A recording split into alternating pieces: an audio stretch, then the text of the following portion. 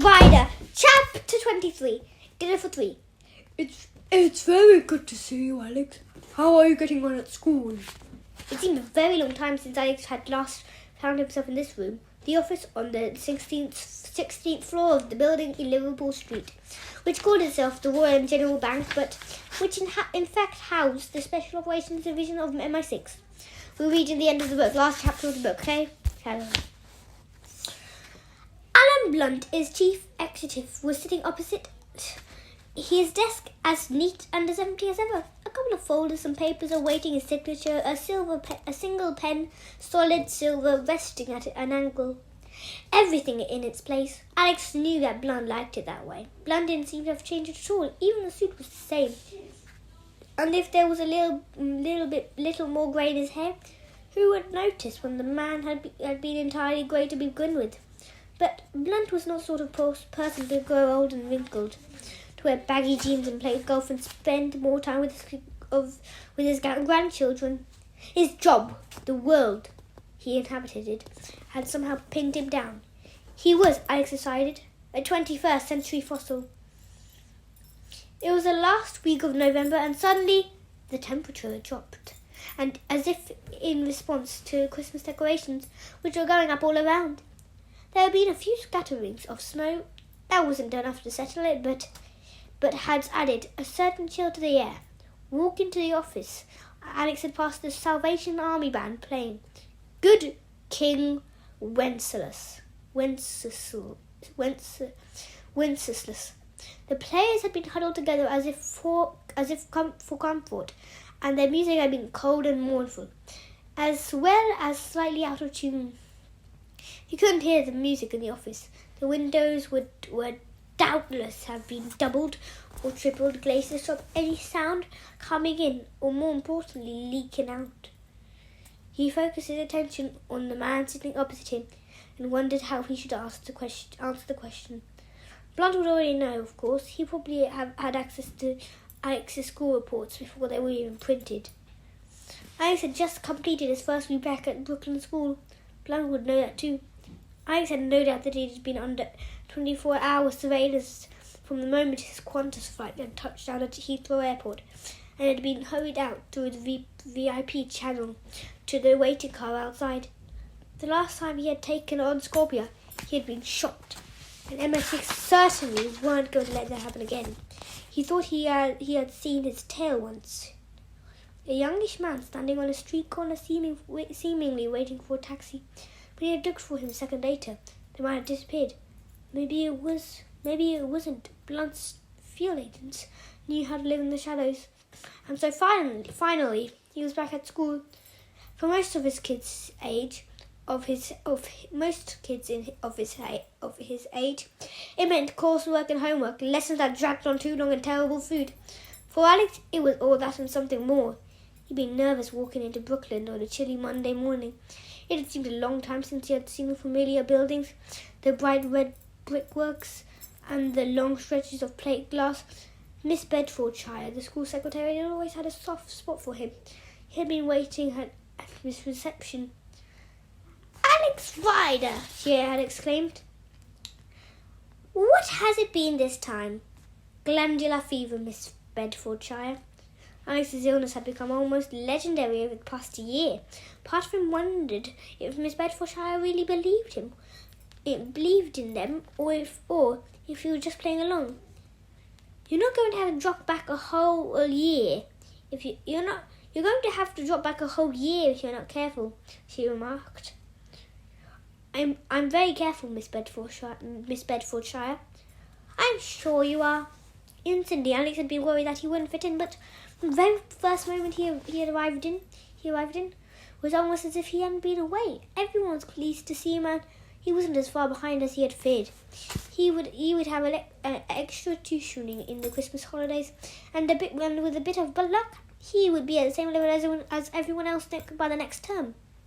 Surrounded by his friends and swept along the day's routine, the ringing bells, the slamming doors and desks, Alex realized that he wasn't just back at school, he was back in normal life. He had been expecting Alan Blunt to make a contact, and sure enough, he had got a call on his mobile. Blunt had asked Alex to come to a meeting on Friday afternoon. Alex had noticed the one small difference. Blunt had asked. He hadn't demanded. So he was with his backpack full of books for the weekend's homework, a particularly vicious maths paper, and Animal Farm by George Orwell. A British writer. He reflected. Maybe you would surely have loved it.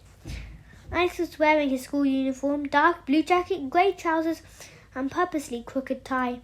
Jack had bought him a scarf when she was on holiday in Washington, and it was hanging loosely around his neck.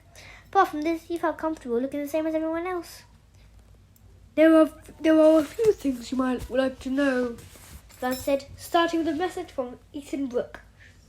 He asked me to pass on his thanks and his good wishes. He said that if you ever decided to emigrate to Australia, he'll be happy to arrange a permanent visa. That's very kind of him. Well, you did a remarkable job, Alex.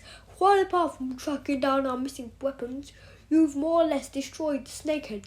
The China trading company has gone out of their business, as has Unwin Toys. Did you realise it was an anagram? Miss Jones asked. She was sitting in a chair next to her desk, one leg crossed over the other. She looked very relaxed. Alex got the sense that she was glad to see him. Unwin Toys, Winston Ewan. That was the vanity of the man. He named it after himself. Have you found him? Alex asked.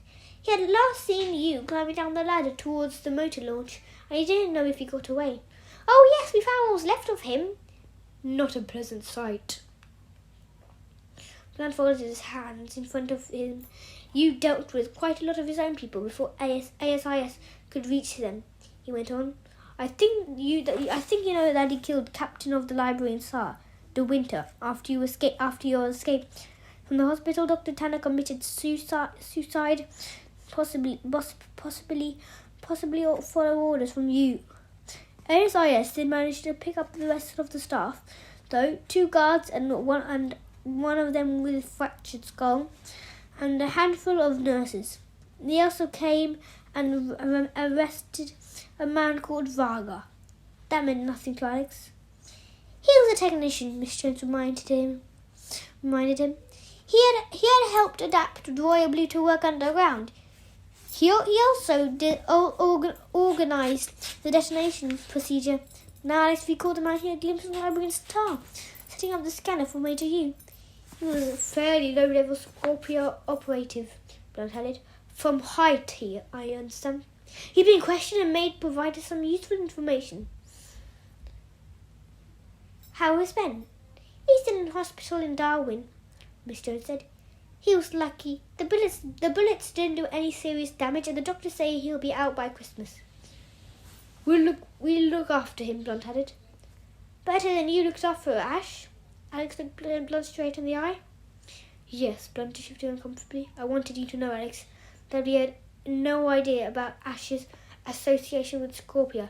Even now I find it hard to believe that he had any involvement with what happened to your parents. I'm so sorry, Alex, Miss Jones cut in. I understand how you must be feeling. Did you think Ethan Brooke knew? Alex asked. It was something he had been thinking on the long flight home. He knew someone was a traitor. Someone had been feeding the Snakehead information all along. He put me together with Ash. Was that what he really wanted? To flush him out? It's quite possible, Blunt said, and Alex was surprised. The head of MI6 wasn't normally so honest. Brooke is a devious man. It makes him so good at his job, Miss Jones remarked. It was 5 o'clock outside. It was already dark. Blunt went over to the window and shooed away some pigeons. Then he lowered the blind. There are only a couple of things to add, he said as he took his seat again. Most important of all, we want you to know that you're safe. Scorpio aren't going to have another crack at you, he blinked twice. Not like last time. We've been in contact with them, Miss Jones explained. We made it clear that if anything happens to you, we'll let the whole whole world know that they have been beaten for a second time by a 4-year-old, by a 14-year-old. He'll make them a laughing stock and destroy what little reputation they had left. Scorpion may be finished anyway, Blunt said. Well, I've just got the message. We'll keep an eye on you just to be on the safe side, but I don't think you need to have any concern. And what was the other thing, Alex asked. Only that we hope we found out what you were looking for. Only we hope you found what you were looking for. It was Miss Jones who had answered. I found some of it, Alex said. Your father was a very good man, Blunt muttered. I've told you that before. You obviously take after him, Alex.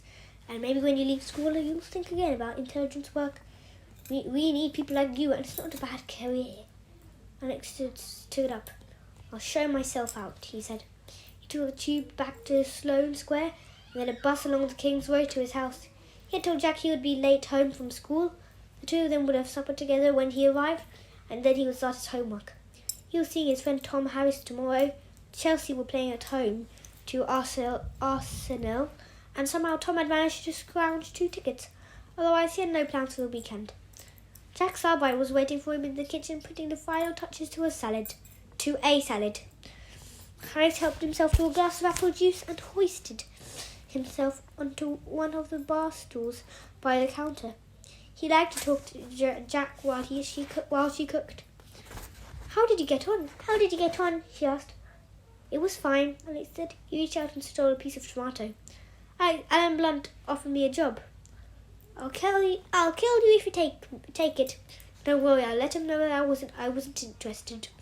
Jack knew everything that had happened to Alex since she had left him in Sydney, including Ash's final moments on Dragon Mine. He had told her his story for the moment he got home, and when he had finished, she had turned away and sat for a long minute in silence. When she had finally turned back in, there had been tears in his eyes. I'm sorry, Alex, had said. I'm sorry, Alex had said. I know you liked him. That's not what's unsettled me, Alex, she had replied. Then what? Is this world MI6? What did it do to him? To your parents? I suppose I'm scared about what it'll do to you. I think I finished it with it, Jack. That's what you said last time, Alex, but the question is, has it finished with you? Alex glanced at the table. He noticed that it was set for 3. Who's coming for supper? He asked. I forgot to tell you, Jack smiled. We have a surprise guest. Who? You'll find out when they get here. She had barely spoken the words when the doorbell rang. Well, that's good timing, she went on. Why don't you answer it? Alex noticed something strange in her eyes.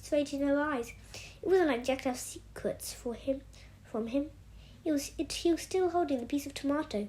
He tossed it back into the salad, swung himself down and went out into the hall. He could just make a figure behind the mottled glass panels of the front door. Whoever it was had activated the automatic light in the porch. Alex threw open the door and stopped in surprise. A young, dark-haired and very attractive girl was standing there. The car that had dropped her off was just moving away. Alex was so stunned, and it took him a moment to recognize her, even though he didn't believe who it was. Sabina? He exclaimed. The last time he had seen Sabina Pleasure, the two of them had been under Richmond Bridge, beside the Thames, and she had told him she was leaving for America. He had been convinced that he would never see her again. That had only been a few months ago, but she looked completely different now. She had to be almost 16 now. Her hair had grown longer and her shape had changed. She looked wonderful in tight-fitting jeans and a soft cashmere jersey. Hi, Alex, she said where she was, as if a little wary of him. What are you doing here? Aren't you pleased to see me? Of course I am, but... Alex's voice trailed off. Sabina smiled. There's my dad in the car. We're visiting for Christmas. He's over here writing a story for the paper. Something about some sort of weird church. He got me out of school early and we're going to stay over here until the new year. In London? Where else? Is your mum here too? Yeah, we're renting a flat in Notting Hill. The two of them stared at each other. There were so many things Alex wanted to say. He didn't know where to begin. Are you two coming inside? Jack called from the kitchen. Or would you like me to serve dinner in the street? There was a moment of awkwardness. Alex realised that he hadn't even invited Sabina in. Worse than that, he was actually blocking the way. He moved to one side to let her pass. She smiled a little nervously and stepped inside. But the doorway was narrow, and as she came in, he felt her briefly against him. Her hair brushed his cheek, and he smelled the perfume she was wearing. And at that moment, he realised how glad he was to see her. It was now everything beginning all over again. Now she was in the hall, and he was the one outside. Sabina, he said. Sabina, he said. Alex, she said. I'm freezing. Why did you shut the door? Alex smiled and closed the door, and the two of them went in. That's the end of Alex Rider's Snakehead. Goodbye, everyone. Thank you for listening to the end of the book. Yay!